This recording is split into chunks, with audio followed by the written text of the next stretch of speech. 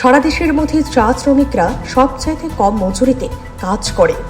এখনো মাত্র দৈনিক 176 টাকা পায়, অথচ বিভিন্নভাবে বঞ্চনার শিকার তারা। আইনে দেওয়া অধিকারগুলিও পাচ্ছে না, বললেন সিটুর রাজ্য সভাপতি তথা প্রাক্তন মন্ত্রী মানিক দে। চা শ্রমিকদের 5 দফা দাবি নিয়ে সোমবার শ্রম কমিশনারের অফিসের সামনে গণধর্নায় বসে ত্রিপুরা টি ওয়ার্কার্স ইউনিয়ন। একই সঙ্গে গণডেপুটেশন দেওয়া হয়। গণধর্নার মঞ্চে বক্তব্য রাখতে গিয়ে মানিক দে চা শ্রমিকদের বঞ্চনার প্রসঙ্গ তুলে বর্তমান সরকারের তীব্র সমালোচনা করেন।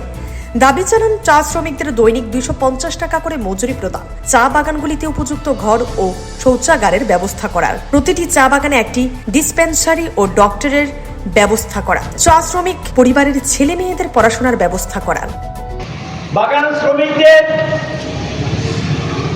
থাকার দায়িত্ব, বাসস্থানের দায়িত্ব আইন অনুযায়ী মালিককে বা সরকারকে বহন করতে হবে।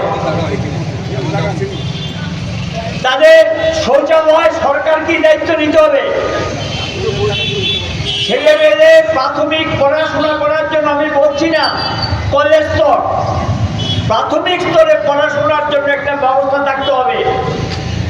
আইনে আছে বাগানে চিকিৎসার জন্য সুব্যবস্থা রাখতে হবে, একটা ডিসপেন্সারি থাকবে,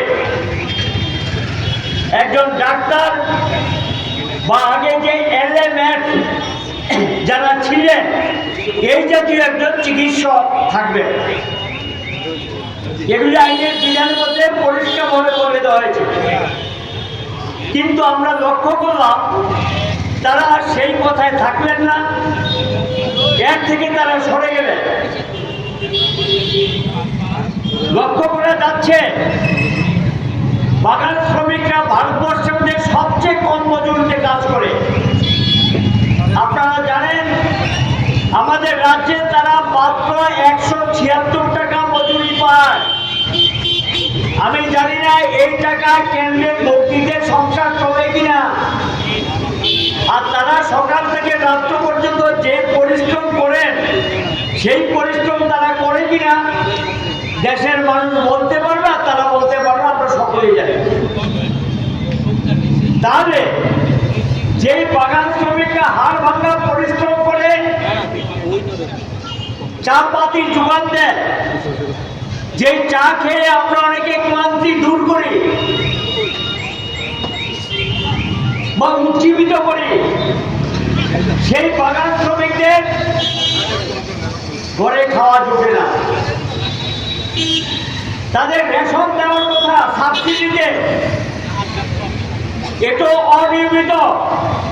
সকল বাগানে নিয়মিত সাবসিডি রেশন যেটা দেওয়ার কথা সেই সাবসিডি রেশন দেওয়া হয় না, এটা অনিয়মিত।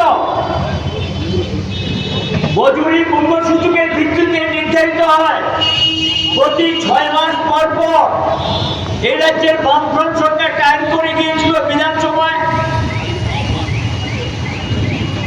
এবং পরবর্তী সময়ে এটা রোল আকারে একটা বেরোয় ক্যাবিনেট থেকে ডিসিশন নিয়ে 6 মাস পর পর মূল্যসূচক অনুযায়ী শ্রমিক। এই দিনের এই কর্মসূচিতে বিভিন্ন জায়গা থেকে চা শ্রমিকরা আসে। Bureau report, CNA TV. CNA TV, channel for news and entertainment.